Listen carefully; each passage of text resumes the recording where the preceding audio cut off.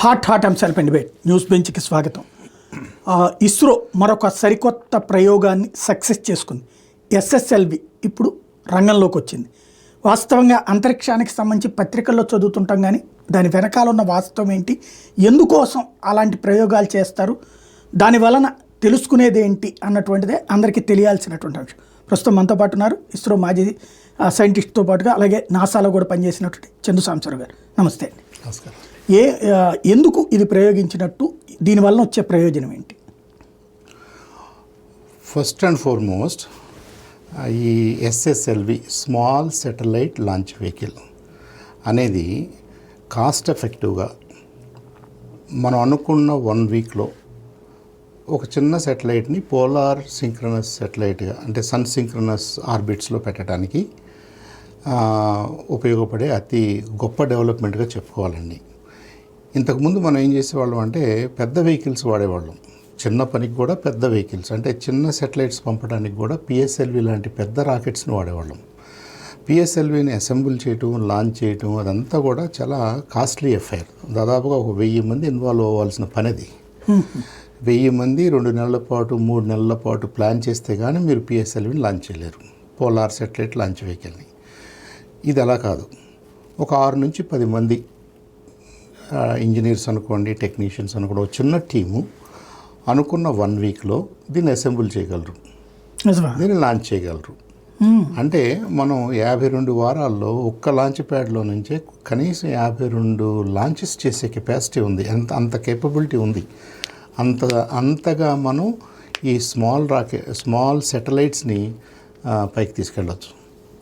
కాబట్టి ఇది ఇస్రో ప్రయాణంలో నిజంగా ప్రాక్టికల్గా కాస్ట్ ఎఫెక్టివ్గా మనకి ఈ లాంచింగ్ని అందుబాటులోకి తీసుకొచ్చింది అని చెప్పుకోవాలి.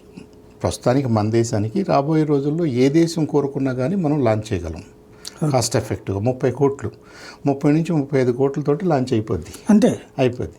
ఒకప్పుడు మనం 100 కోట్లు మాట్లాడేవాళ్ళం, అలా కాదు. కాబట్టి ఈ ఎస్ఎస్ఎల్వి అనే వెహికల్ ఇది 3వ లాంచ్. ఇది 22 ఆగస్టులో ఫస్ట్ ట్రై చేశారు. పైన కొద్దిగా చిన్న ప్రాబ్లం అయింది, దాన్ని D1 అన్నారు.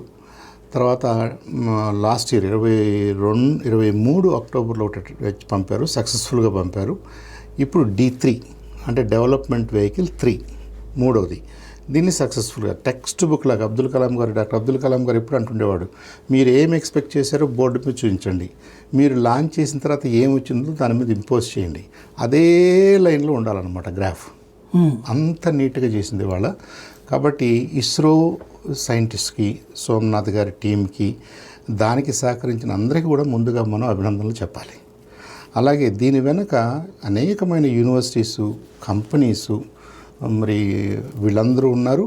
దానికి తోడుగా బాడీ పాలిటిక్ కూడా మనం ధన్యవాదాలు చెప్పాలి. ఇలాంటి కొత్త ప్రపోజల్ సైంటిస్ట్ పెట్టినప్పుడు మరి సెంట్రల్ గవర్నమెంట్ కానివ్వండి, స్టేట్ గవర్నమెంట్స్ కానివ్వండి, నీతి ఆయోగ్ కానివ్వండి, వీళ్ళందరూ కూడా సహకరించాలి, ఆ ఎక్స్పెరిమెంట్స్ చేయనివ్వాలి. చేసిన తర్వాత ఇవాళ మనం వెనక్కి తిరిగి చూస్తే 3 సంవత్సరాల్లో వీళ్ళు అనుకున్నది సాధించారు. ప్రపంచానికి ఒక కొత్త రాకెట్ని అందించారు. మనం భారతదేశంతో లిమిట్ అవ్వాల్సిన అవసరం లేదు.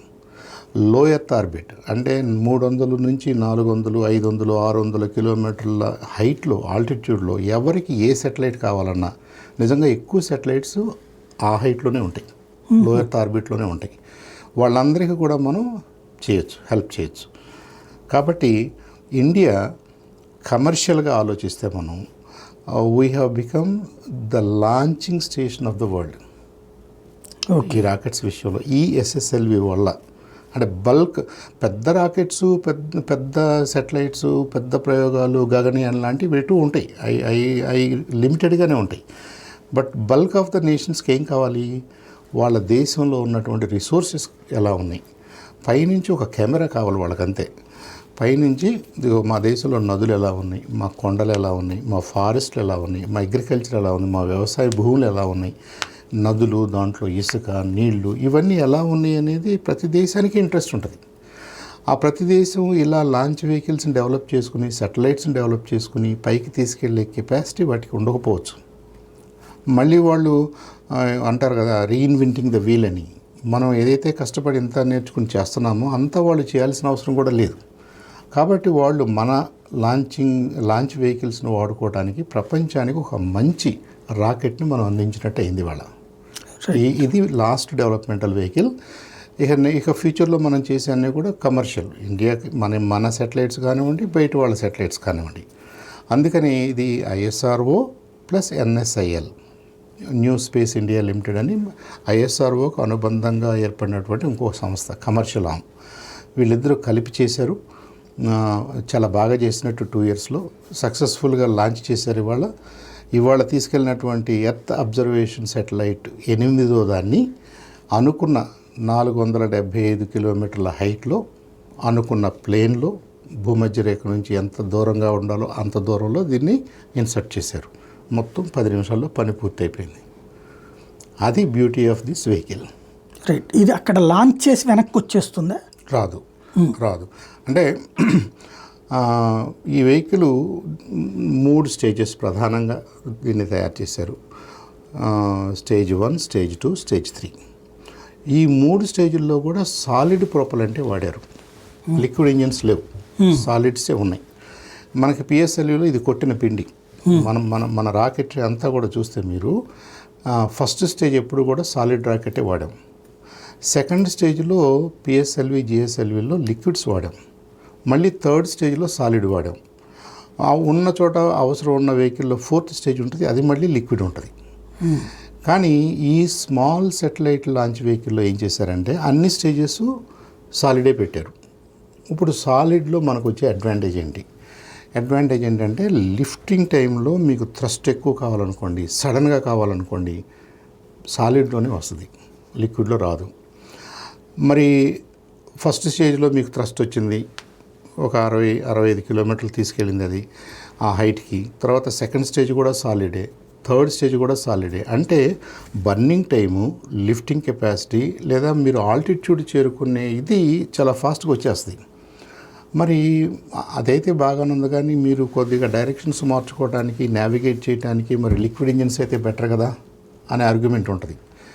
అది మీకు లాంగ్ క్రూజింగ్ టైమ్స్ ఉన్నప్పుడు, లాంగ్ బర్నింగ్ టైమ్స్ ఉన్నప్పుడు, మెనోవరింగ్ కష్టంగా ఉన్నప్పుడు మాత్రం అది అవసరం.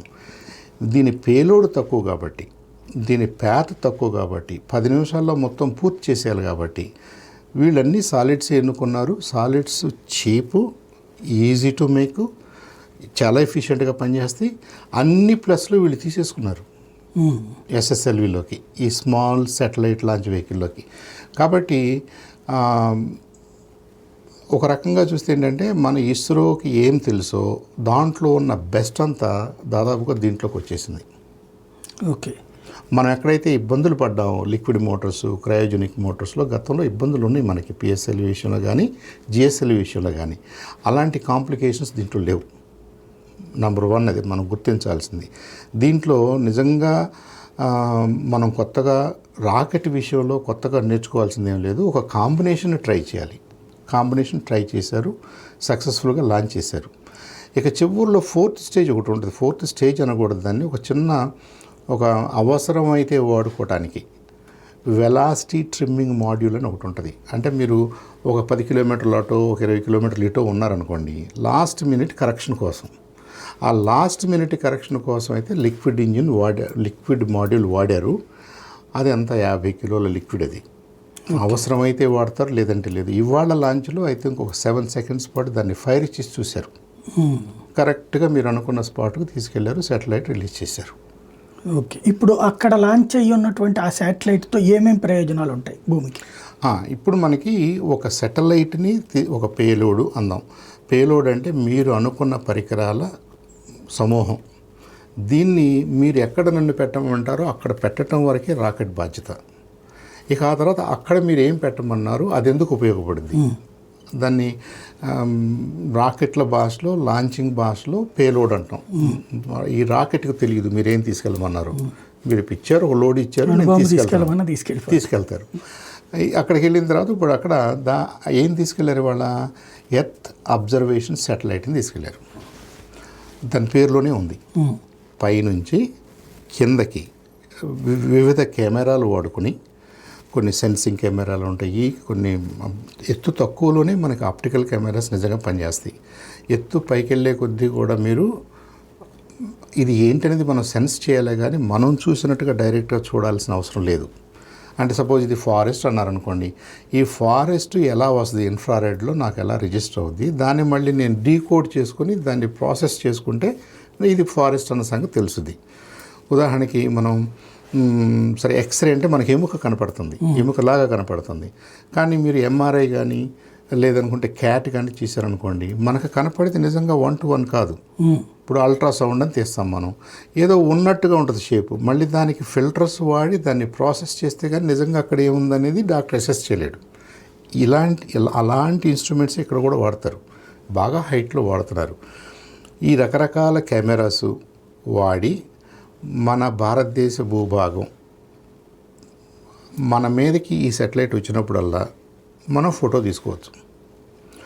లెటసే ఇవాళ మీ ఇంట్రెస్ట్ మన కృష్ణా అనేది ఎలా ఉంది అని చూడాలనుకుంటున్నారు. డెల్టా ప్రాంతంలో కృష్ణా అనేది ఎలా ఉంది, కావాల్సిన ఫోటోగ్రాఫ్స్ తీసుకోవచ్చు. మీరు ఆ కావాల్సిన ఫోటోగ్రాఫ్స్ని మీరు ప్రాసెస్ చేసుకుంటే ఒక కృష్ణా నదిలో ఇసుక మేటలు ఎక్కువగా ఉన్నాయి, నది ఒక పక్కగా వెళ్తుంది, నది ఒక పక్కగా కోత కోస్తుంది అన్న విషయాలు మీకు పసిగట్టగలరు.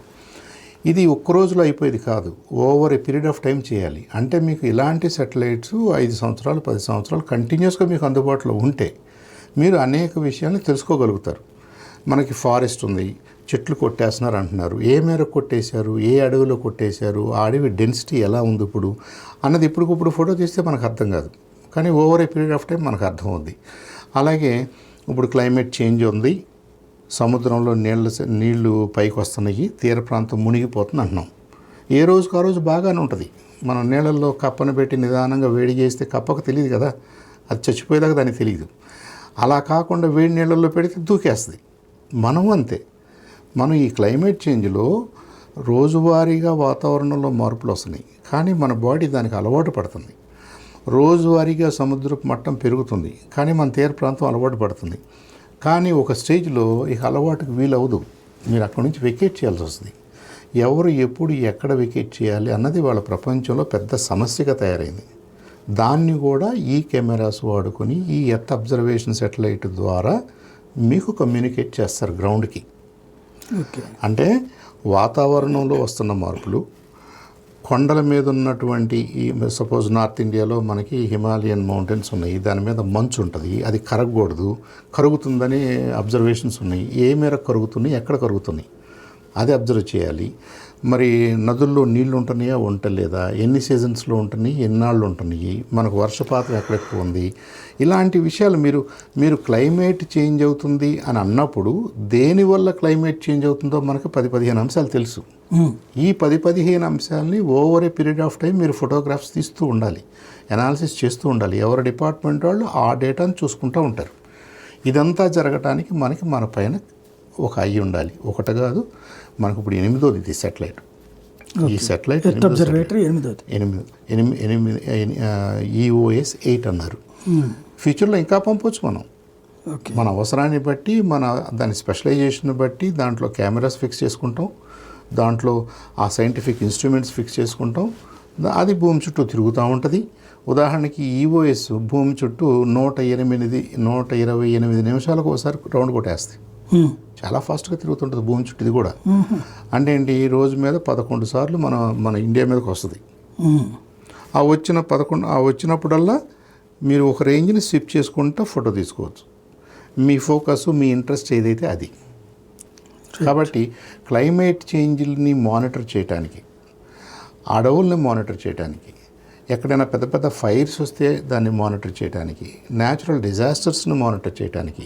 ఉదాహరణకి వైనాడులో మొన్న మనకి ఈ కొండ చర్యల వల్ల మరి దాదాపు ఒక విలేజ్ 100 మంది చనిపోయారు, మరి 100 కుటుంబాలు డిస్ప్లేస్ అయిపోయినాయి. ఇదంతా జరిగింది. ఆ జరుగుతున్నప్పుడు దానికి ముందుగా పసిగట్టేది ఒక అంశం అయితే, జరుగుతున్నప్పుడు ఏం జరిగింది, ఎలా జరిగింది, ఇంకా ఇలాంటిది ఇంకెక్కడెక్కడ జరగడానికి అవకాశం ఉంది అన్న డేటా కూడా మనకి ఇలాంటి స్టేషన్స్ ఇవ్వగలుగుతాయి, ఇలాంటి సెటిలైట్స్ ఇవ్వగలుగుతాయి. సో ఇండియాకి ఇలాంటివి ఇంకా కావాలి. మనకే కాదు, ప్రపంచంలో ఉన్న అన్ని దేశాలకి అలాంటి ఇన్స్ట్రుమెంట్స్ కావాలి, అలాంటి సెటిలైట్స్ కావాలి. కానీ ప్రపంచంలో అన్ని దేశాలు వాళ్ళ ఓన్ రాకెట్స్ని, లాంచింగ్ ఫెసిలిటీస్ని, గ్రౌండ్ స్టేషన్స్ని డెవలప్ చేసుకోలేవు. ప్రపంచంలో ఒకటి ఇప్పుడు ఈ ఇష్యూలో చూసుకుంటే అంటే మనకి ఇప్పుడు స్టార్ లైనర్ వాళ్ళది ఉంది, వాళ్ళు ఇప్పుడు అద్దెకిస్తున్నారు కదా చాలా వరకు తయారు చేసి, ఇప్పుడు లైక్ ఈవెన్ రష్యా ఉక్రెయిన్ వాళ్ళు ఉక్రెయిన్కి ఫ్రీగా అట్లాగా ఇప్పుడు మనం అది దానికి దీనికి కాస్ట్తో కంపేర్ చేస్తే ఎట్లా ఉంటుంది? అంటే పర్పస్ వేరు. ఒకటి మనం మాట్లాడుతుంది ఎర్త్ అబ్జర్వేషన్ ఫర్ మనం పెట్టుకుంది ఇది, వాళ్ళు ఎవరు ఇది మనం విదేశాలలో కూడా ఇవ్వచ్చా దీన్ని?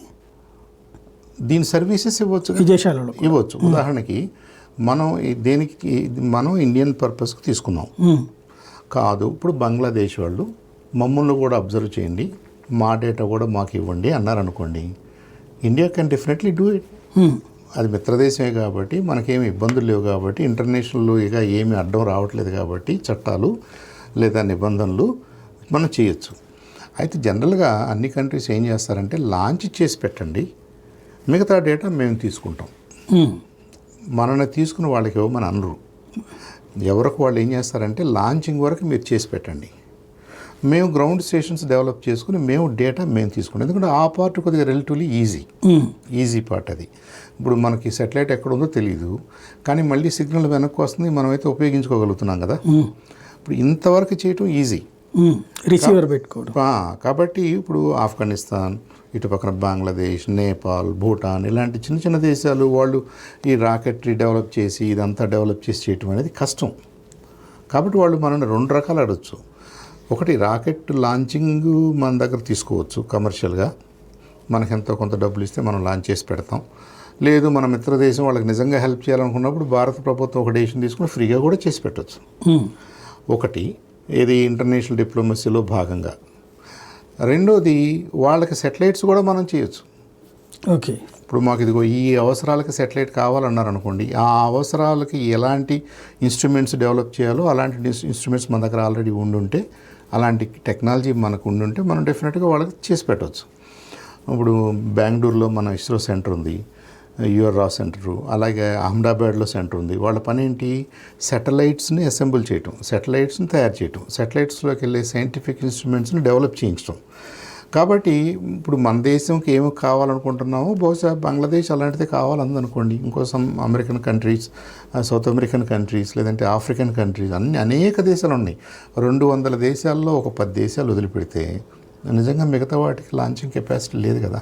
లేదా వరల్డ్లో ఓన్లీ 10 డే మీకు 200 దేశాలు అనుకుంటే మీరు చిన్నవి పెద్దవి ఒక 10 వదిలిపెడితే మనం 10 ఉన్నాయి, మిగతా 180కో 190కో ఈ కెపాసిటీ లేదు. ఓకే, అసలు వాళ్ళు దేశాల్లో ఉన్నది ఈ ఫెసిలిటీస్ అంటే మీకు ల్యాండ్ లాక్డ్ కంట్రీస్ అని ఉన్నాయండి, అంటే 4 పక్కల ల్యాండే ఉంది. వాళ్ళకి లాంచింగ్ ఫెసిలిటీ వాళ్ళ తీర ప్రాంతంలో చేయడానికి లేదు కదా, కుదరదు. ఓకే, సో మిగతా దేశాలే ఏదన్నా చేయాలంటే చేయాలి. ఆ ఈస్ట్ కోస్ట్ ఉన్నాయి చేయాలి, ఏ కాంటినెంట్లోనైనా ఈస్ట్ కోస్ట్ వాళ్ళు చేయాలి. ఈస్ట్ కంటూ కోస్ట్ ఉంటే, ఓకే, ఉదాహరణకి మనకి కావాల్సినంత కోస్ట్ ఉంది మనకి, మనం చేయగలుగుతున్నాం. మనకి బోలాసర్ అనేది ఒకటి లాంచ్ ప్యాడ్ ఉంది, మనకి శ్రీహరికోట ఉంది, ఇంకా కావాలంటే ఈ తీరంలో మనం 2-3 డెవలప్ చేసుకోవచ్చు. అదొక అంశం. సపోజ్ మీరు నేపాల్ అనుకోండి, మీరు భూటాన్ అనుకోండి, మీరు ఎక్కడి నుంచి లాంచ్ చేయాలి? కొండలే కదా. కాబట్టి మీరు చేసే ఏ ప్రయత్నం ఫెయిల్ అయినా కానీ ఇంకొక ల్యాండ్ మీద పడుద్ది. కాబట్టి ఆ పక్కన ఉన్నటువంటి ల్యాండ్ ఒప్పుకోదు కదా, ఆ దేశం వాళ్ళు ఒప్పుకోరు కదా. ఇది పెద్ద సమస్య. కాబట్టి లాంచింగ్ ఫెసిలిటీస్ అన్ని దేశాలు వాళ్ళు కావాలనుకున్నా కానీ చేయలేరు. ఇప్పుడు మిడిల్ ఈస్టర్న్ కంట్రీస్ ఉన్నాయి, చాలా దేశాలు ల్యాండ్ లాక్డ్గా ఉంటాయి. ల్యాండ్ లాక్డ్గా ఉండడం అంటే 4 పక్కల భూమే ఉంటుంది. అదొక అంశం. రెండోది, మీరు పోలుకు దగ్గరగా వెళ్ళారనుకోండి, మన ఎక్కువ భూభాగం భూమధ్య రేఖ పైన ఉంది, భూమధ్య రేఖ కింద ఎక్కువగా నీళ్లు ఉన్నాయి, అంటార్కిటికా మంచు ఉంది. సో ఈ భూమధ్య రేఖకు పైన ఉన్న దేశాల్లో మీరు భూమధ్య రేఖ నుంచి బాగా దూరంగా వెళ్ళిపోయి మీరు పోల్ దగ్గరికి వెళ్ళారనుకోండి, వాళ్ళకి కూడా ఇవే అడ్డాలు వస్తాయి. క్లియర్గా మీకు సీ దొరకదు. కాబట్టి వాళ్ళు ఏం చేయాలి? ఫ్రెంచ్ వాళ్ళని అడిగో, ఫ్రెంచ్ గయానా పాపులర్ ప్లేస్ అది. మన ఇండియన్స్ కూడా ఫ్రెంచ్ గయానా నుంచి మనం మొదట్లో శాటిలైట్స్ పంపించుకునేవాళ్ళం, మన రాకెట్స్ లేనప్పుడు ఫ్రెంచ్ వాళ్ళే మనకు హెల్ప్ చేసేవాళ్ళు. ఇప్పుడు అమెరికా, దానికి ఈస్ట్ కోస్ట్ ఉంది, కావాల్సిన సముద్రం ఉంది. రష్యా వాళ్ళకి వేరే లాంచింగ్ సైట్స్ ఉన్నాయి. ఇలా చైనా వాళ్ళకి ఉంది, మనకుంది. మరి మిగతా దేశాలకు ఆ అవకాశం లేదు, చాలా దేశాలకు లేదు. ఈవెన్ అక్కడ రాజ్యాల్లో యూరోపియన్ కంట్రీస్లో కూడా లేవు. వాళ్ళందరూ అందుకని ఏం చేశారు, వాళ్ళు ఒక యూనియన్గా ఏర్పడి యూరోపియన్ స్పేస్ ఏజెన్సీ అని ఒకటి పెట్టుకుని ఎవరికి ఏది కావాలనుకున్నా కానీ దాని ద్వారా నడిపిస్తారు. ఫ్రాన్స్ ఎటు ఉంది కాబట్టి, ఫ్రాన్స్కి సంబంధించిన ఐలాండ్స్ చాలా ఉన్నాయి కాబట్టి వాళ్ళు చేస్తారు. ఓకే, వాళ్ళు French Guiana is their popular spot. Okay, అక్కడి నుంచి వాళ్ళు లాంచ్ చేస్తారు మనకి శ్రీహరికోట లాగా. కాబట్టి ఇప్పుడు ఈ ప్రపంచంలో ఉన్న 180 దేశాలకి 190 దేశాల అవసరాలకి వాళ్ళు వేరే కంట్రీకి హెల్ప్ తీసుకుని వాళ్ళకి డబ్బులు కట్టి చేయటం ఒక పద్ధతి. వాళ్ళు ఇండియా హెల్ప్ తీసుకుని ఇండియాతో కూడా చేయటం ఇంకో పద్ధతి. ఇప్పుడు మనం అనుకున్న 10 దేశాల్లోనూ మనమే చీపెస్ట్. ఓకే, ఎంత తేడా ఉంటుంది? సపోజ్ ఇప్పుడు మనం ఇవాళ లాంచ్ చేసింది 30 కోట్లు అంటున్నాం. ఇదే పని ఒక యూరోపియన్ స్పేస్ ఏజెన్సీనో ఒక అమెరికానో చేయాలనుకోండి, కనీసం 300 కోట్లు అంటారు వాళ్ళు. ఎందుకని అంత గ్యాప్? అంటే ఇప్పుడు మనకి ఐటీ సెక్టర్లో కనుక అక్కడ ఒక ఇంజనీర్కి ఇక్కడ 5-6 ఇంజనీర్లు వచ్చినట్టుగా ఎవ్రీథింగ్ ఈజ్ కాస్టే కదా. ఇప్పుడు మనం ఏమంటున్నాం, మనకి ఓవరాల్గా మన శాలరీలు తక్కువ, మన కాస్ట్ ఆఫ్ లివింగ్ తక్కువ, కాస్ట్ ఆఫ్ లివింగ్ తక్కువ అని అంటే ఐఎస్ఆర్ఓ ఎంప్లాయీస్ కనే కాదు, దీన్ని ఎవరెవరైతే దీంట్లో వెళ్ళి పెడుతున్నారో ఆ కంపెనీలన్నింటిలో కూడా అదే పరిస్థితి కదా. కాబట్టి మనం 30 కోట్లు దీన్ని మ్యానుఫ్యాక్చర్ చేయగలుగుతున్నాం, అసెంబుల్ చేయగలుగుతున్నాం, ఫైర్ చేయగలుగుతున్నాం, మానిటర్ చేయగలుగుతున్నాం, అంతా చేయగలుగుతున్నాం. ఇది మరి యుఎస్లో చేయలేరు. యుఎస్లో చేయాలంటే ప్రతి వస్తువు తయారీ కష్టమే, అసెంబ్లీ కష్టమే, ట్రాన్స్పోర్ట్ కష్టమే, లాంచింగ్ కష్టమే, అన్నీ కూడా కష్టం. In the sense expensive. ఎక్కువ ఓవరాల్గా మీరు ఎక్కువ చేయాలి. ఒక ఐటీ ఇంజనీర్ అక్కడ ఒక అమెరికాలో పుట్టి అమెరికాలో జాబ్ చేస్తూ ఉంటే ఎంత పే చేయాలో, అదే పనిని మనం ఇండియాలో బెంగళూరుకో, హైదరాబాద్కో, లేదంటే ఫిలిప్పీన్స్ లాంటి కంట్రీస్కో, శ్రీలంక లాంటి కంట్రీస్కో తీసుకొచ్చినప్పుడు కాస్ట్ దాదాపుగా 15 మంది దొరుకుతారు అదే సార్. అంత కాకపోతే అన్ని లెవెల్లో అంత కాకపోయినా కానీ 1/4, 1/5 డెఫినెట్గా ఆ రేంజ్లోకి వచ్చేస్తుంది. 5వ భాగం 6వ భాగంలోకి వచ్చేస్తుంది. మరి ఇంకా సైంటిఫిక్ విషయాల్లో, సైంటిఫిక్ ఎఫర్ట్స్లో డెఫినెట్గా ఆ కాస్ట్, ఆ గ్యాప్ చాలా ఎక్కువ ఉంటుంది. కాబట్టి ఎక్కువ దేశాలకి ఇండియా లాంచ్ చేయటం, ఇండియా డిజైన్ చేయటం, వాళ్ళ శాటిలైట్స్ ఇండియా హెల్ప్ చేయటం అనేది కమర్షియల్గా, ఎకనామికల్గా వాళ్ళకి చాలా అందుబాటులోకి వస్తుంది. ఐ థింక్ ప్రపంచానికి ఒక లాంచ్ వెహికల్ని మనం చాలా అందుబాటులోకి తీసుకొచ్చాం. ఇంతకుముందు పిఎస్ఎల్వి రోజుల్లోనే అది ట్రూ. ఇప్పుడు మనం పిఎస్ఎల్వితో పోల్చుకుంటే ఇది 1/5కో 1/6కో వచ్చిందని అంటున్నాం. కాబట్టి ఇంకా మనం దగ్గరకు వచ్చినట్టే కదా. చిన్న దేశం కూడా ఇబ్బంది పడకుండా ఒక 50 కోట్లు, ఒక 60 కోట్లు డబ్బులు ఫైనాన్స్ చేసుకోగలిగితే వాళ్ళు వాళ్ళ ఓన్ శాటిలైట్ని డిజైన్ చేసుకోగలరు, తయారు చేసుకోగలరు, మన ఎస్ఎస్ఎల్విని వాడుకుని లాంచ్ చేసుకోగలరు. రైట్. అంటే ఇంతకుముందు కూడా పిఎస్ఎల్వి ఇవి చేసినప్పుడు కూడా విదేశాలతో పోల్చుకుంటే మనకి తక్కువ కాస్ట్ అని, ఆ తర్వాత అనేక దేశాలు మన దగ్గర నుంచి లాంచ్ చేసి, ఇప్పుడు ఇది ఆ బిజినెస్ పర్పస్ కోసం, ప్రమోషన్ కోసం స్టార్ట్ చేసిన సిస్టమా? కాదు. అంటే ఒకటి బిజినెస్ అనేదే కాదు, మన ఇస్రో ఎఫర్ట్స్ ఎంత ఫ్రూట్ఫుల్గా ఉన్నాయంటే, ఎంత బాగున్నాయంటే మనం అక్కడికి తీసుకురాగలిగాం. ఇప్పుడు మిగతా దేశాలు ఎందుకు తీసుకురాలేకపోతున్నాయి అంటే, ఒకటి నిందాక మాట్లాడుకున్నట్టుగా ఎకనామిక్స్ ఒకటి, కాస్ట్ ఒకటి, ప్రతి విషయంలోనూ వాళ్ళు ఎక్కువ ఖర్చు చేయాల్సి వస్తుంది. రెండోది, ఇలా చేసినందువల్ల ఒకటి మనకు ఉపయోగం, మనలాంటి లేదా మనకంటే ఇంకొద్దిగా ఎకనామిక్గా వీక్గా ఉన్న దేశాలకి మనం ఒక ఫెసిలిటీని అందుబాటులోకి తీసుకొచ్చాం కదా. దాంట్లో కమర్షియల్ ఎలిమెంట్ ఉండొచ్చు, కమర్షియల్ ఆలోచన ఉండొచ్చు. బట్ అది అమెరికా ఎందుకు చేయలేదు అలా? వాళ్ళు ఎంత దిగి వచ్చినా కానీ మనకంటే ఎక్స్పెన్సివ్గానే ఉంటారు.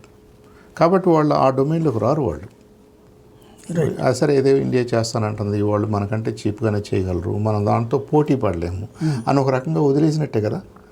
మనతో వాళ్ళు పోటీ పడటానికి అవకాశం లేదు. ఏది కాస్ట్ విషయంలో. మరి సైంటిఫిక్ విషయంలో, రాకెటరీ విషయంలో, మన సైంటిస్టుల విషయంలో కూడా కుడియాడంగా we are on par with them. మనం వాళ్ళు చేసినట్టుకంటే కొన్ని కష్టమైన ఎక్స్పెరిమెంట్స్ కూడా మనం చేసి చూపించాం గతంలో.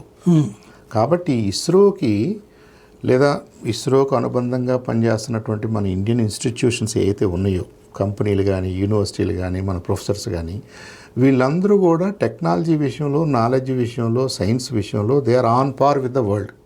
ఓకే, మనం టాప్ 3, 4, 5లో ఉన్నాం. మన అమెరికా అంటే తక్కువ కాదు. అయితే వాళ్ళు చేస్తున్న అన్ని ఎక్స్పెరిమెంట్స్ మనం అదే రోజున చేయాల్సిన అవసరం లేదు. మనకంటూ ఒక పాత్, ఒక ఫిలాసఫీ ఉంది. మన ఫిలాసఫీ ఏంటి? మన టెక్నాలజీని మనం డెవలప్ చేసుకుంటాం, మనం ప్రూవ్ చేసుకుంటాం, దాని కాస్ట్ తగ్గించుకుంటూ మనది మనం చేసుకున్నాం అనే సాటిస్ఫాక్షన్ ఒకటి. రెండోది, మన ఎకనామిక్స్కు సరిపోయే రీతిలో మనం దాన్ని కాస్ట్ తగ్గించుకుని చేసుకుంటూ వస్తున్నాం. సైమల్టేనియస్గా ఇది మనకే కాదు, ప్రపంచంలో ఉన్న మెజారిటీ దేశాలకు కూడా ఇదే పరిస్థితి ఉంది. కాబట్టి వాళ్ళందరికీ మనం అందుబాటులోకి వచ్చాం. రైట్. ఇదివరకు ఇస్రో అంటే ఇన్వెస్ట్మెంట్ ఓన్లీ. అదే అప్పట్లో కమ్యూనిస్టుల డైలాగ్ కూడా ఉండేది, అన్నపానాలకి దిక్కులేదు కానీ ఆకాశంలోకి శాటిలైట్లు కావాలా అన్నటువంటిది గోడల మీద రాస్తుండేవాడు. ఇది ఇప్పటికీ కూడా ఎక్స్పెండిచర్గా ఉందా, ఇవాళ ఇన్కమ్ ఓరియంటెడ్గా ఉంది? అది ఇప్పుడు సైన్స్, ఎక్స్ప్లోరేషను, టెక్నాలజీ డెవలప్మెంట్ అనేది మనం షార్ట్ సైటెడ్గా ఇవాళ నాకేంటి అని చూడటంలో ఆ విజన్ ఏమి లేదు. మనం నెక్స్ట్ 10 ఏళ్ల తర్వాత ఏంటి, 20 ఏళ్ల తర్వాత ఏంటి, 50 ఏళ్ల తర్వాత ఏంటి అని ఊహించి చూడగలిగిన వాళ్ళే నిజంగా ఆ విజనరీస్. మనకి హోమీ బాబా గారు కానివ్వండి, విక్రమ్ సారాభాయ్ గారు కానివ్వండి, ఆ తర్వాత వచ్చిన జనరేషన్ వాళ్ళందరూ కూడా దీన్ని ఎప్పుడు కాస్ట్గా చూడలేదు. ఇది R&Dలో నేర్చుకుంటున్నాం, మన కెపాసిటీ పెంచుకుంటున్నాం, మన సైంటిస్టులు, మన ఇంజనీర్ల నాలెడ్జి, వాళ్ళ స్కిల్స్ పెంచుతున్నాం. ఇదంతా ఎక్కడికి వస్తుంది? ఒక రోజుకి వస్తుంది, ఆ ఫ్రూట్ఫుల్ స్టేజ్కి వస్తుంది. మరి మనకంటే ముందు బయలుదేరినటువంటి రష్యన్స్, మనకంటే ముందు బయలుదేరినటువంటి జర్మన్స్, అమెరికన్స్, వాళ్ళు ఎంత ముందున్నా కానీ ప్రపంచానికి అందుబాటులో లేరు. వాళ్ళు ఎంతో ముందు కూడా లేరు. ఒక రకంగా మనం ఏమంటున్నాం, మన వాళ్ళతో పాటు పోటాపోటీగా ఉన్నాం అంటున్నాం. మళ్ళీ అంత ఫ్లిప్ సైడ్ మనం ప్రపంచానికి అందుబాటులో ఉన్నాం అంటున్నాం. మరి ఇది గ్రేటెస్ట్ అచీవ్మెంట్ కాదు? ఒక రకంగా చూస్తే అమెరికన్స్ కంటే మనం చాలా ముందున్నట్టు ఈ విషయాల్లో. ఇది ఒక 50 ఇయర్స్లో ఎంత సాధించాము అంటే, ఆ 50 ఇయర్స్ బ్యాక్ ఇదంతా ఖర్చు మనకెందుకులే, మన ఆనాటి పొలిటీషియన్స్ అనుకుని ఉంటే, నిజంగానే మీరు అన్నట్టుగా కమ్యూనిస్టుల వాదన చెల్లి ఉంటే ఇవాళ మనకి ఇది ఉండేది కాదు కదా. మన సెటిలైట్స్ లాంచ్ చేసుకోవడానికి ఇన్సాట్ 1 సిరీస్లో ఫస్ట్ ఇవన్నీ కూడా మనం ఫ్రెంచ్ గయానా నుంచి చేసాం. ఒక్కొక్క దానికి 500 కోట్లు, 600 కోట్లు, 1000 కోట్లు లాంచ్ చేయడానికి. ఇవాళ మరి ఈ రేట్న మనం ఎన్ని చేయొచ్చు చూడండి. మొన్న PSLV రోజుల్లోనే మనం అనుకున్నాం కదా, గగనయాన్ రోజుల్లోనే మనం అనుకున్నాం కదా, చంద్రయాన్ రోజున. ఇది చంద్రయాన్ అనేది ఒక హాలీవుడ్ మూవీ కంటే తక్కువ ఖర్చుతో అయిపోయింది. హాలీవుడ్ ఏముంది, మనవి కూడా కొన్ని పోటాపోటీగా అక్కడికి వచ్చేసి బాహుబలి సినిమా లాంటివి. మరి వాటికంటే తక్కువలో మీరు ఇంతమంది సైంటిస్టులని ఉపయోగించి ఇంత పెద్ద ఎక్స్పెరిమెంట్ చేసి సంవత్సరాలు ఈ దేశానికి ఉపయోగపడే అంత సర్వీస్ చేస్తున్నారు. దీనికి వెల కట్టడం నా ఉద్దేశం చాలా కష్టం. ఉదాహరణకి ఇవాళ మన దేశంలో ఉన్నటువంటి టెలిఫోన్లు ఆగిపోయినాయి, దానికి ఎలా వెల కడతారు మీరు? ఇవాళ మన టీవీలన్నీ పనిచేయట్లేదు, కొన్ని వేల ఛానల్స్ వచ్చేసినాయి, కొన్ని వేల మంది జర్నలిస్టులు, లక్షల మంది జర్నలిస్టులు పనిచేస్తున్నారు, టెక్నీషియన్స్ పనిచేస్తున్నారు. మరి 140 కోట్ల మంది దాంట్లో వార్తలు తెలుసుకుంటున్నారు, దాంట్లో ఎంటర్టైన్మెంట్ పొందుతున్నారు. ఇది ఆగింది అనుకోండి, దాని విలువ ఎంత? అది లేదు అనుకోండి, లేనప్పుడు మన పరిస్థితి ఎలా ఉండేది? మన కాలేజ్ స్టూడెంట్స్ ఎలా చేసేవాళ్ళు, మన స్టూడెంట్స్ కానీ, మన ఇంజనీర్లు కానీ, మనం అసలు ఎలా నడిపేవాళ్ళు ఈ సిస్టమ్ మొత్తాన్ని? కాబట్టి ఐ థింక్ మనం ఇస్రోకు పెట్టింది పైసల్లో పెట్టుంటాం. ఇస్రో ఇవాళ మనకి నా ఉద్దేశం కోట్లలో తిరిగిస్తుంది. నంబర్స్ అలా ఉండకపోవచ్చేమో, మనం పైసల్లో పెట్టిన ఇన్వెస్ట్మెంట్ ఇవాళ కోట్ల రూపాయల ఆదాయంగా మనకు వెనక వస్తుంది ఎన్ని లెక్కేసుకుంటే. అలా లెక్కేయలేం. కాబట్టి అది మనం మంచి పేతలో ఉన్నాము. సారాభాయ్ గారు లాంటి వాళ్ళు, హోమీ బాబా లాంటి వాళ్ళు ఒక మంచి నిర్ణయం తీసుకున్నారు ఆ రోజున.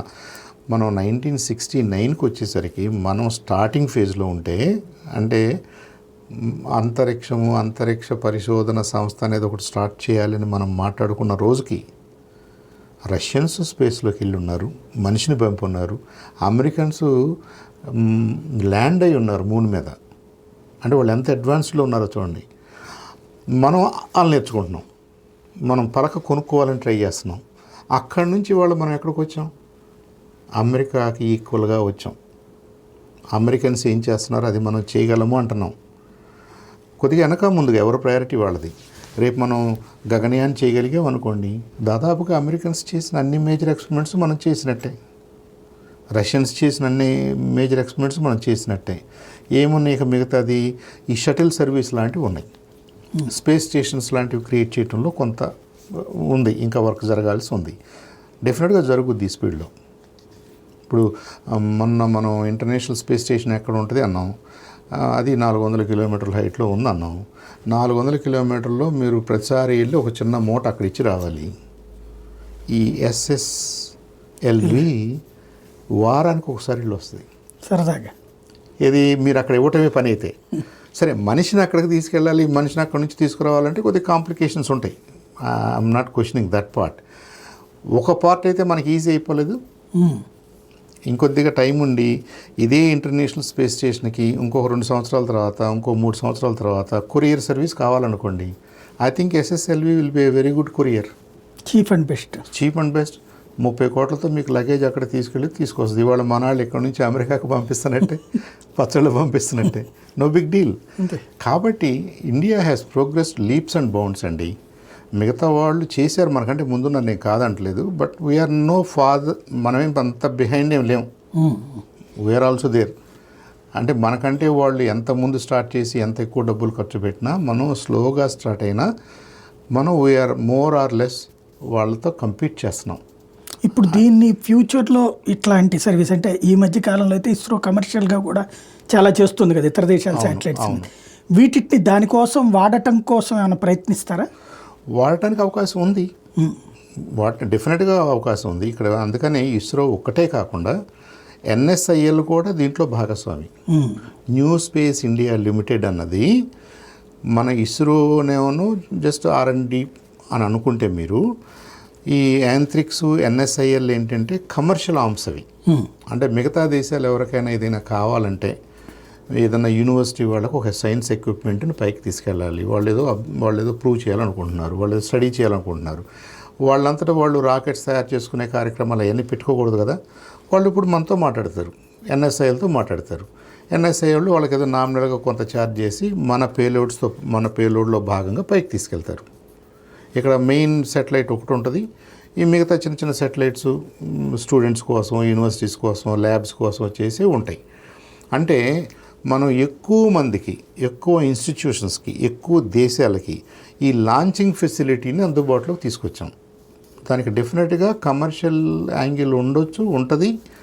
మనం దాంట్లో నుంచి కొంత చేసుకోవడానికి కూడా అవకాశం ఉంటుంది, తప్పేముంది. రైట్. ఇప్పుడు ప్రపంచంలో చిన్న దేశాలు ఏవైతే దాదాపు 170-180 దేశాలకు లేదు, వాళ్ళు ఇప్పుడు వాళ్ళ సొంతగా ఏమన్నా ఎక్విప్మెంట్ వాడుతున్నారండి, శాటిలైట్స్ పంపించుకుంటున్నారా, లేదా అమెరికా మీద ఇట్లాంటి వాటి మీద డిపెండ్ అవుతున్నారు? జనరల్గా ఏం చేస్తారంటే అండి, మీకు ఒక కమ్యూనికేషన్ శాటిలైట్ ఉందని అనుకుందాం మనం.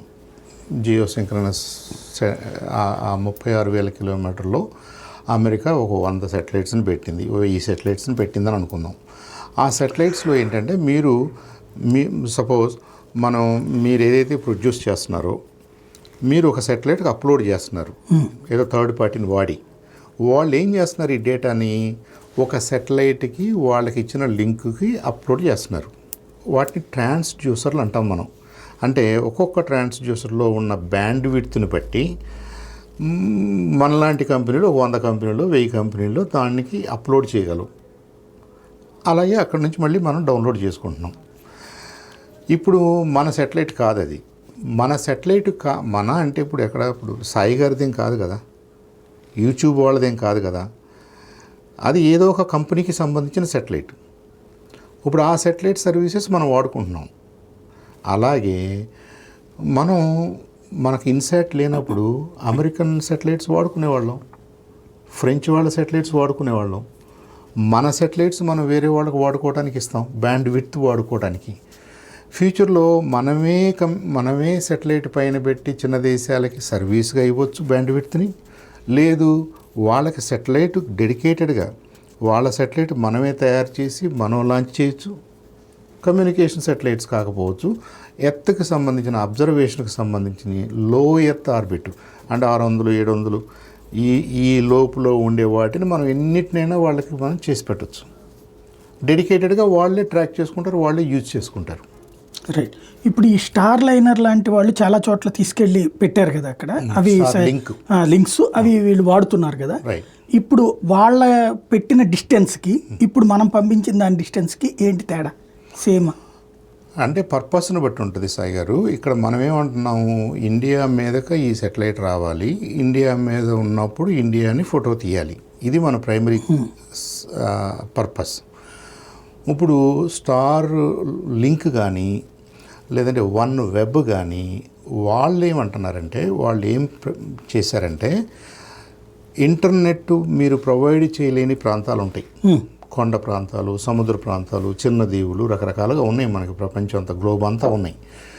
వాళ్ళకి మీరు డైరెక్ట్గా ఉదాహరణకి మనకి కనపడేది మనం మాట్లాడుకుందాం. మనకి ఇప్పుడు సెల్ టవర్ అంటున్నాం, ఏదో ఒక టవర్ ఉంటుంది, దానిపైన రిసీవర్స్, ట్రాన్స్డ్యూసర్స్ ఉన్నాయి, ట్రాన్స్మిటర్స్ ఉన్నాయి. ఇక్కడ నుంచి ఎంత దూరం పనిచేస్తుంది ఇది? ఓ 10-15 కిలోమీటర్లు పనిచేస్తుంది. మళ్ళీ ఆ తర్వాత నుంచి ఎవరు? ఇంకొక టవరు. అలా చూస్తే మనకి ఇండియా మొత్తంలో కొన్ని లక్షల టవర్స్ ఉండి ఉంటాయా? మీరు ఇప్పుడు ఒక టవర్ పరిధిలో ఉన్నారు, దీన్ని మనం ఒక సెల్ అంటున్నాం. సెల్ అంటే అది దాని అర్థం ఏంటంటే ఈ బాక్స్, ఈ ఏరియా, ఓకే, ఈ స్పియర్ని మనం సెల్ అంటున్నాం. ఓకే. ఇది నేను ఇక్కడ సపోజ్ ఈ టవర్ దగ్గర బయలుదేరి వెళ్తున్నాను, సిగ్నల్ స్ట్రాంగ్గా ఉంది, ఇంకొంత దూరం వెళ్ళినాక సిగ్నల్ వీక్గా ఉందిరా అంటాం, ఇంకొద్ది దూరం వెళ్ళినాక కట్ అవుద్ది, అయ్యో సెల్ కట్ అయిందిరా, సిగ్నల్ పోయింది అంటాం, మళ్ళీ ఇంకొద్దిగా దూరం వెళ్ళినాక మళ్ళీ తర్వాతే అందుకుంటుంది. ఇదే కదా మన అనుభవం.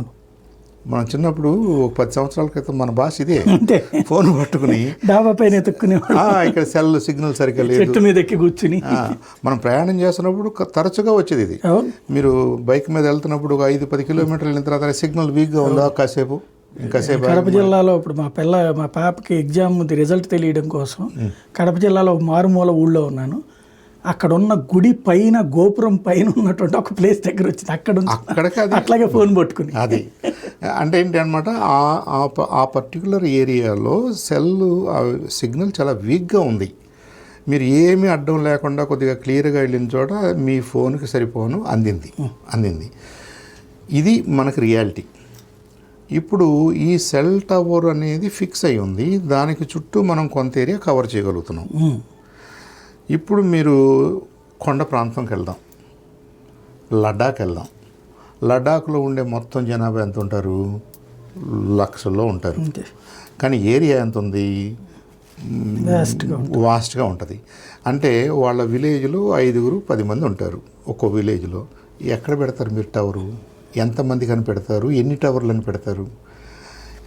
అలాగే చిన్న చిన్న దీవులు ఉంటాయి, ఇండోనేషియా 1000 దీవులు ఉంటాయి, జపాను 100లో ఉంటాయి, ఇలాంటి దేశాలు ఉన్నాయి. వాళ్ళకి ఎన్ని చోట్లని మీరు టవర్స్ పెట్టుకుంటూ వెళ్తారు?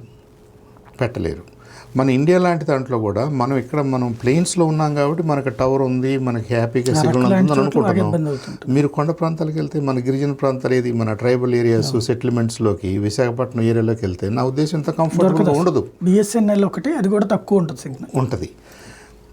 ఇన్ని కంపెనీలు ఇన్ని టవర్స్ పెట్టిన తర్వాత కూడా మనకి బాధ ఉంది, ఈ డెఫిషియన్సీ ఉంది. మరి కొన్ని దేశాలు అసలు అది కూడా లేదు కదా. ఇప్పుడు ఆఫ్ఘనిస్తాన్లో ఎక్కడ ఫోన్ వస్తుందో ఎక్కడ ఫోన్ రాదో మనకు తెలియదు, ఉదాహరణకు అనుకుందాం.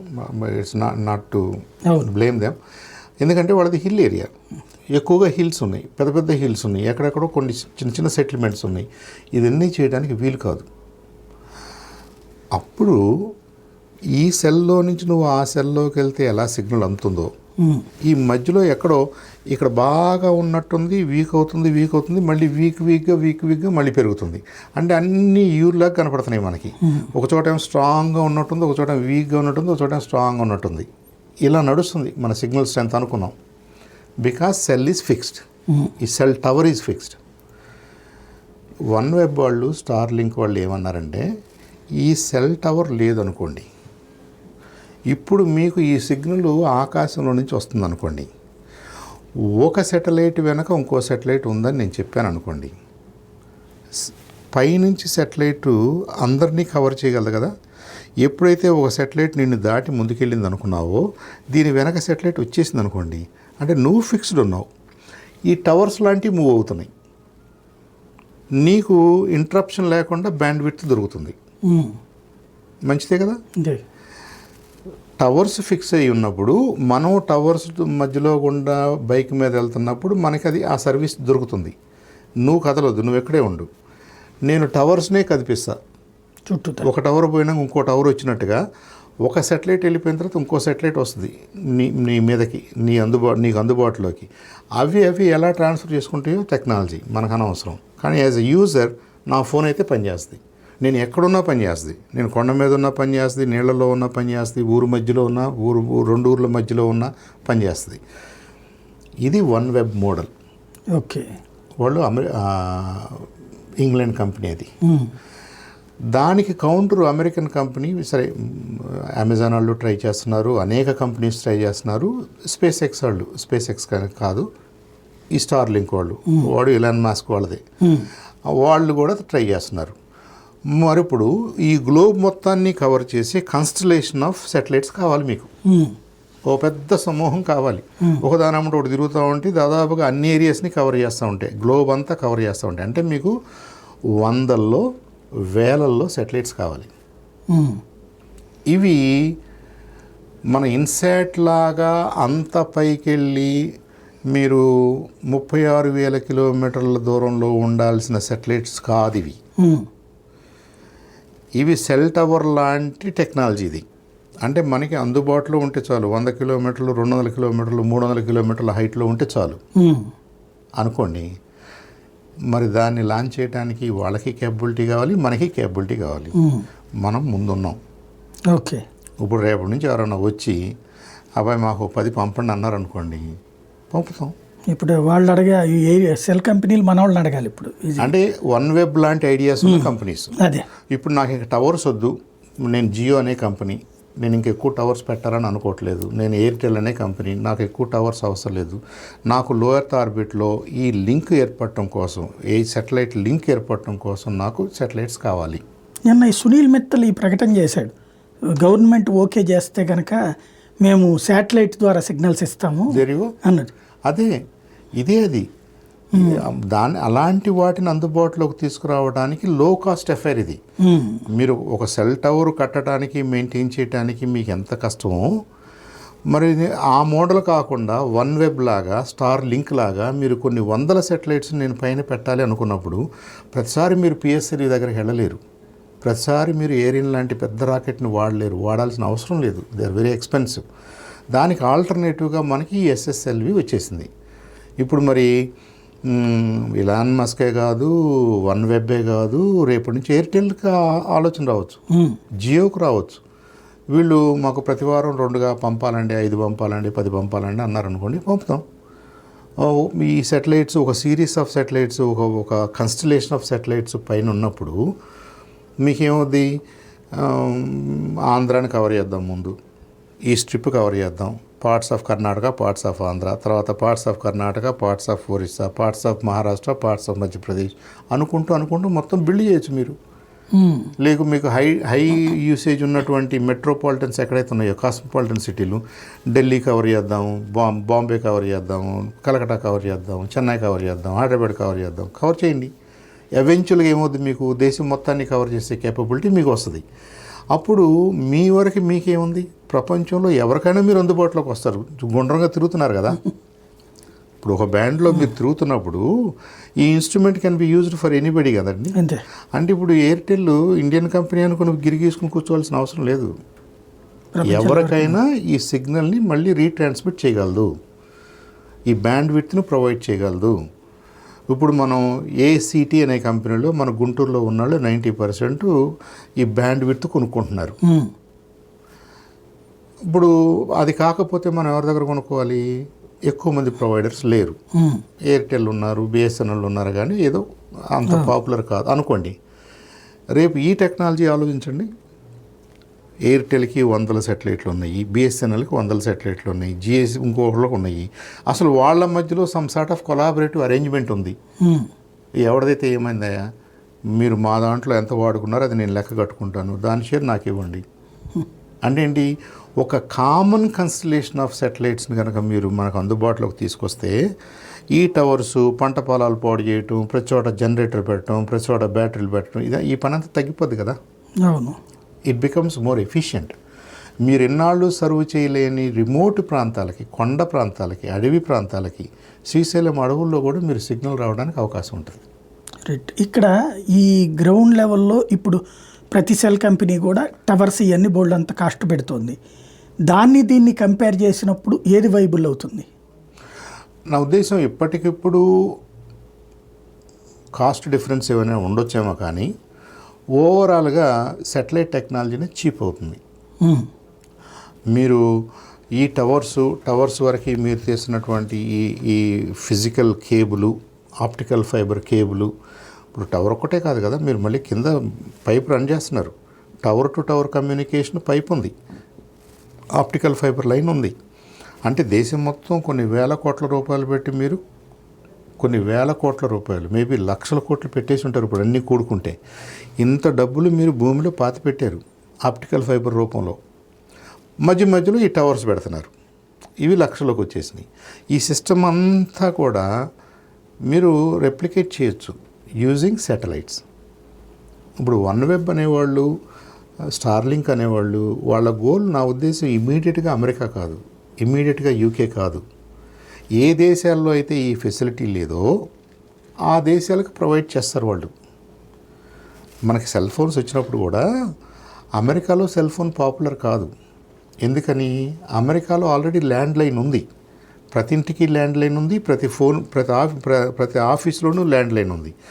వాళ్ళు ఈ మొబైల్ ఫోన్లోకి రావాలి అంటే మరి వాళ్ళు పాతి పెట్టిన ఈ కాపర్ వైర్ అంతా ఏం కావాలి, వాళ్ళ ఇన్ఫ్రాస్ట్రక్చర్ అంతా ఏమీ అయిపోవాలి. దాని మీద ఒక 50 ఏళ్లకో 40 ఏళ్లకో మీరు ఊహించుకుని పెట్టుబడి పెడతారు ఏ కంపెనీ అయినా, అదంతా వేస్ట్ అయిపోద్ది కదా. కాబట్టి వాళ్ళు ఏం చేశారు, ఈ మొబైల్ టెక్నాలజీస్ని అడాప్ట్ చేసుకోవడంలో స్లోగా చేసుకున్నారు. ఓకే. ఇవాళకు కూడా మనంత పెనట్రేషన్ లేదు వాళ్ళకి, ఇవాళకు కూడా మనంత చీప్ కాదు వాళ్ళు. ఎందుకంటే ఆల్రెడీ ఉన్న కాపర్ వైర్ని రిప్లేస్ చేయడానికి కొంత టైం పట్టుద్ది. టైం అంటే రికవర్ చేసుకోవడానికి, డబ్బులు రికవర్ చేసుకోవడానికి. అప్పటిదాకా దీన్ని పుష్ చేశారనుకోండి, ఆ కంపెనీలు గోల్మాల్ అయిపోతాయి. ఏ దేశం అయితే ఆల్రెడీ ఫైబర్ ఆప్టిక్ మీద ఎక్కువగా పెట్టుబడి పెట్టిందో ఆ దేశాలు వెంటనే OneWeb మోడల్లోకి వెళ్ళలేవు. ఓకే. ఎందుకంటే మనం జియో వాళ్ళు ఫైబర్ ఆప్టిక్ లైన్ వేసారండి ఒక 10 సంవత్సరాల క్రితం. ఎన్ని సంవత్సరాలకని వాళ్ళు ఎక్స్పెక్ట్ చేసి ఉంటారు? 30 ఏళ్ళు 40 ఏళ్ళు అయితే మాకు బ్రేక్ ఈవెన్ అవుద్ది, మాకు కొన్ని లాభాలు వస్తాయని అని ఒక క్యాల్కులేషన్తో వేసి ఉంటారు. మనం దాన్ని వెంటనే డిస్టర్బ్ చేయాల్సిన అవసరం లేదు కదా. సో ఈ OneWeb లాంటి మోడల్స్ ఎక్కడొస్తాయి? నాకు ఆల్రెడీ లేదు అన్న చోట ఫస్ట్ వస్తుంది, నాకు పార్షియల్గా ఉందన్న చోట రెండో గ్రూపుగా వస్తాయి. హిల్ ఏరియాస్, మౌంటైన్ ఏరియాస్, లేదంటే మన నది ద్వీపాలు, దీవులు, దూర ప్రాంతాలు, వీటిల్లో దాని అవసరం ఉంటుంది. సో ఫస్ట్ ఆగ్మెంటెడ్గా వస్తాయి ఈ టెక్నాలజీస్ అన్నీ.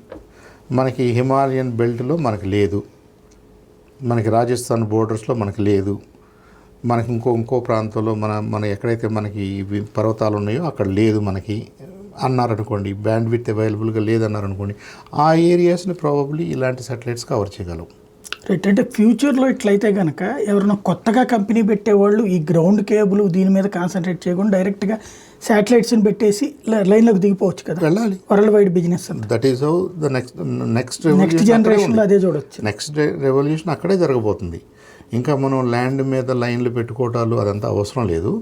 నీకు band width comes from space. ఇప్పుడు దాంట్లో చాలా ఎక్స్పెరిమెంట్స్ ఆల్రెడీ జరిగినాయి. ఒకటి ఈ సాటిలైట్ మోడలు, రెండోది ఏంటంటే through electrical lines it self.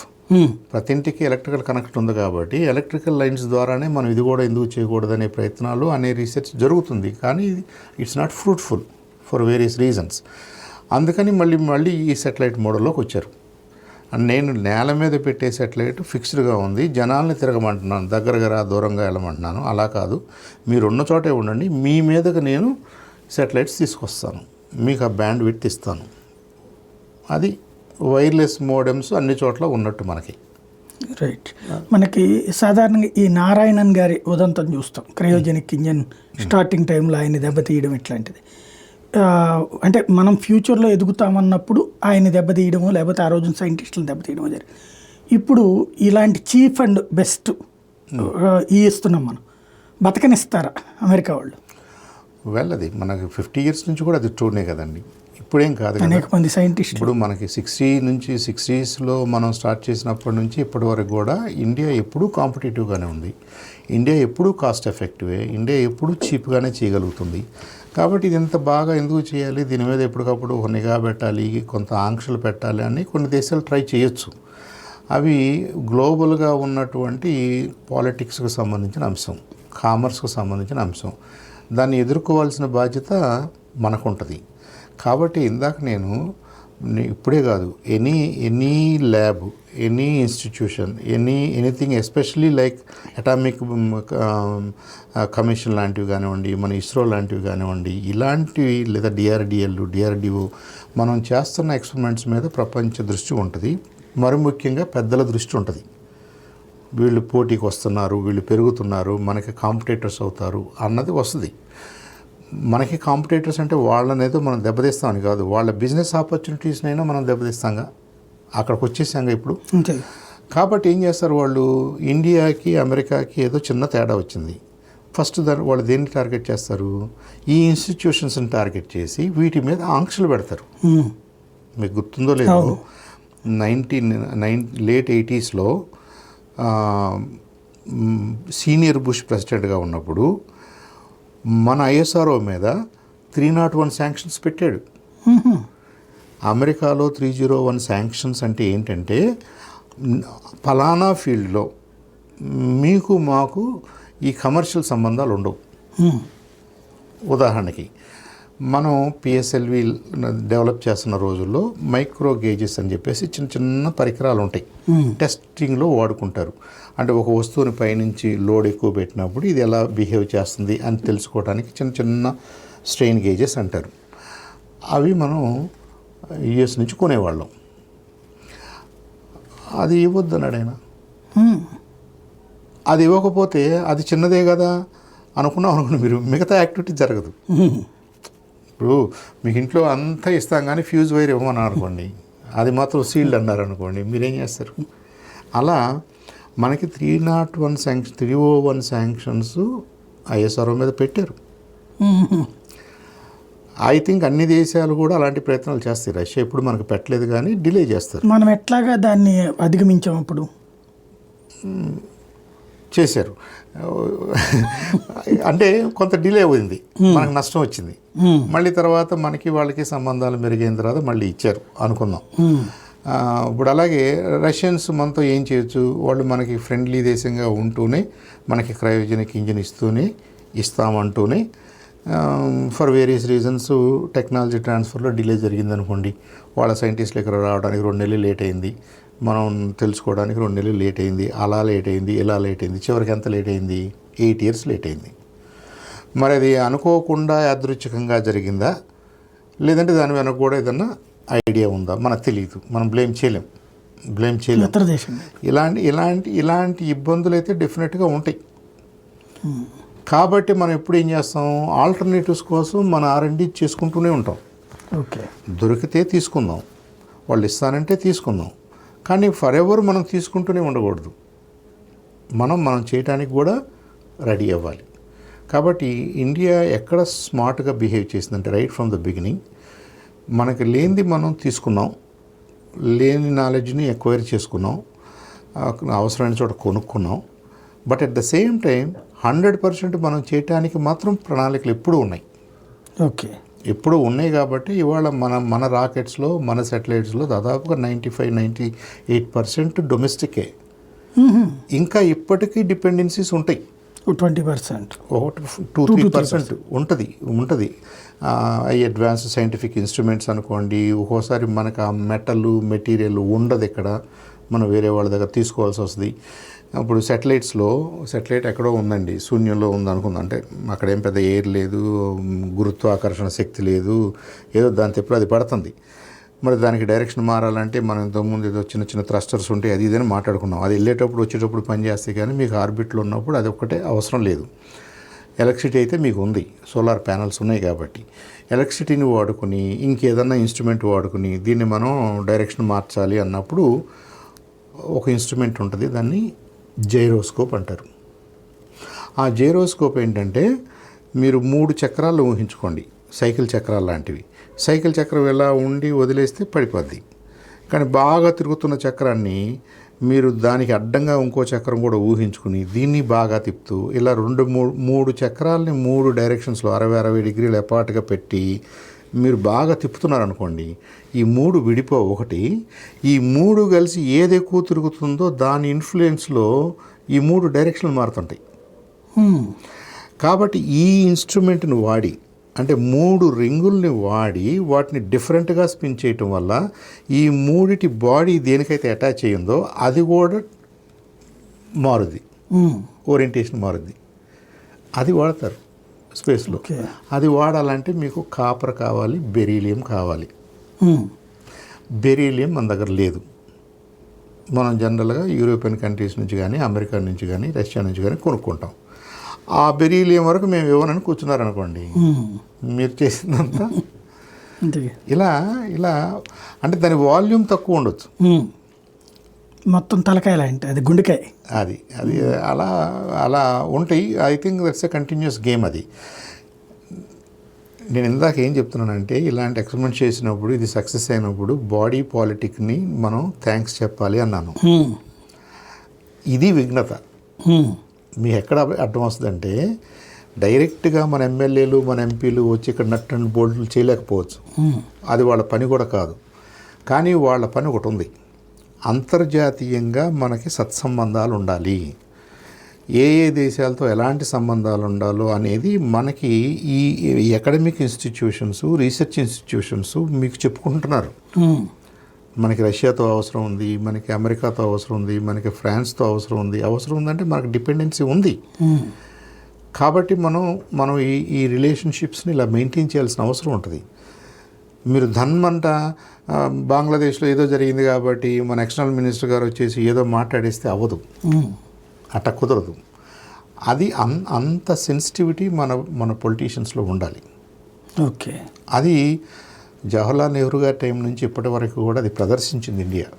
Okay, ఎవరు వచ్చినా కానీ ఐ థింక్ ఫారిన్ పాలసీ విషయంలో మనం చాలా జాగ్రత్తగా, చాలా సేఫ్గా, చాలా ఫ్రెండ్లీగా వ్యవహరించాం. కాబట్టి మిగతా దేశాలతో పోలిస్తే మనం కొద్దిగా ఫాస్ట్గా ముందుకు రాగలుగుతున్నాం, మనం చేయగలుగుతున్నాం. ఓకే, చేసింది మన వాళ్ళందరికీ, మన ప్రజానీకానికి అందరికీ ఎక్విటబుల్గా ఉపయోగపడుతుందా లేదా అనేది అది ఇంటర్నల్గా అది వేరే విషయం.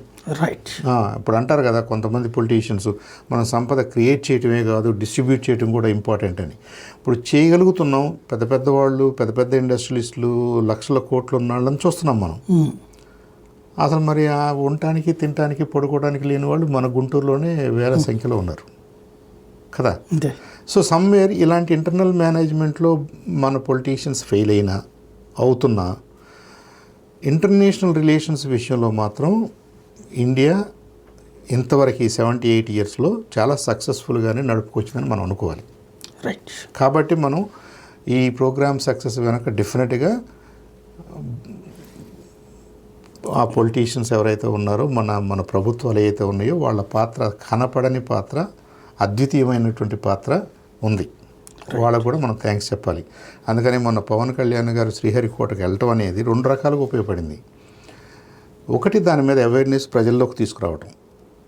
ఆయనకున్న ఫ్యాన్స్ అనుకోండి, యువత అనుకోండి, వాళ్ళందరూ ఏంటంటే సడన్గా వాళ్ళు ఐఎస్ఆర్ గురించి మాట్లాడుతున్నారు, శ్రీహరికోట గురించి మాట్లాడుతున్నారు. ఇవాళ మనం మాట్లాడింది వాళ్ళందరికీ కనెక్ట్ అవుద్ది. మొన్న మా పవన్ కళ్యాణ్ గారు వెళ్ళి వచ్చాడు, అక్కడ చూసాం మేము, పిఎస్ఎల్ చూసాం, ఏది అనుకుంటారు. అలాంటి ఇంపార్టెంట్ పొలిటీషియన్స్ ఇలాంటి ఇన్స్టిట్యూషన్స్కి ఫ్రీక్వెంట్గా వెళ్ళటం వల్ల ఒకటి వాళ్ళ సమస్యలకి అడ్రస్ చేయడానికి అవకాశం ఉంటుంది, రెండోది దాని మీద అవేర్నెస్ క్రియేట్ చేయడానికి కూడా అది అవకాశం ఉంటుంది. Right. I think all politicians should consider this as their job. ఇప్పుడు నెహ్రూ గారు అన్నాడు, నెహ్రూ గారు ఏమన్నాడండి ఆ రోజున, మనం ప్రాజెక్ట్స్ కడుతున్నాము, ఇలాంటి డ్యామ్స్ కడుతున్నాము, జనం భయపడుతున్నారు, అది పగిలితే ఏమైపోద్ది, మా మీదకి వస్తుంది, వరద వస్తుంది. అప్పుడున్న అపోజిషన్ అప్పుడు ఉంది, అది వద్దనే వాళ్ళు ఉన్నారు. మీరు ఇందాక అన్నట్టుగా కమ్యూనిస్టులు ఉన్నారు. ఇదంతా కూడా ఎందుకు, మనకు అనవసరం అనేవాళ్ళు. ఇలాంటప్పుడు ఎవరు మాట్లాడితే వింటారు? సోమనాథ్ గారు మాట్లాడితే బాగుంటుంది కానీ వినరు. అది మోడీ గారు లేదంటే సీఎంలో, పిఎంలో, ఇంకా పాపులర్ పొలిటీషియన్స్ మాట్లాడారనుకోండి, దాంట్లో సెన్స్ ఏంటో అర్థం చేసుకుంటారు.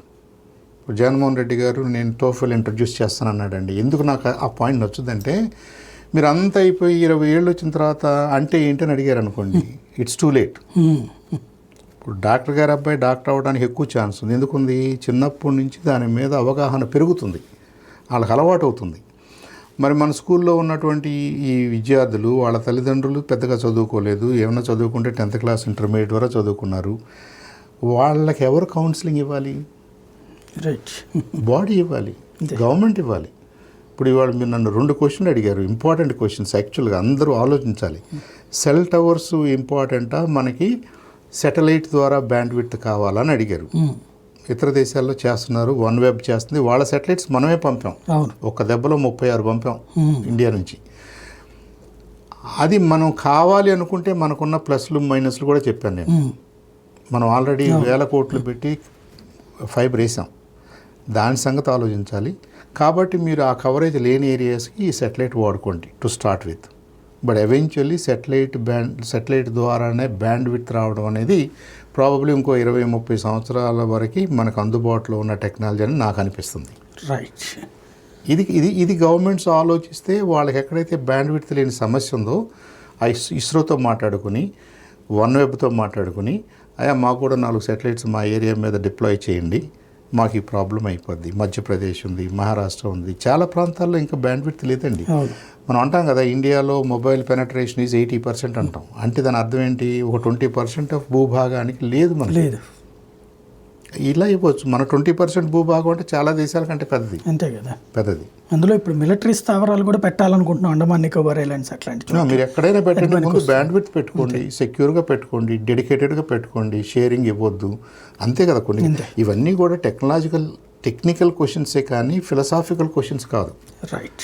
ఫిలసాఫికల్లీ you want to do it, టెక్నికల్గా ఇబ్బందులు ఉంటే సరి చేయండి, దానికి టెక్నాలజిస్టులు ఎటు ఉంటారు. రైట్. Thank you. ఇది పరిస్థితి. ఓవరాల్గా శాటిలైట్ రంగంలో అయితే ప్రపంచంలో అత్యుత్తమమైనటువంటి ప్రదర్శనని అతి తక్కువ ధరకి చేయగలిగినటువంటి శక్తిని ఇస్రో చేసి చూపి విజయవంతమైంది. ఇలాంటి ప్రయోగాల విజయం అన్నటువంటిది భవిష్యత్ తరాలకి మరింతగా బలాన్ని చేకూరుస్తుంది.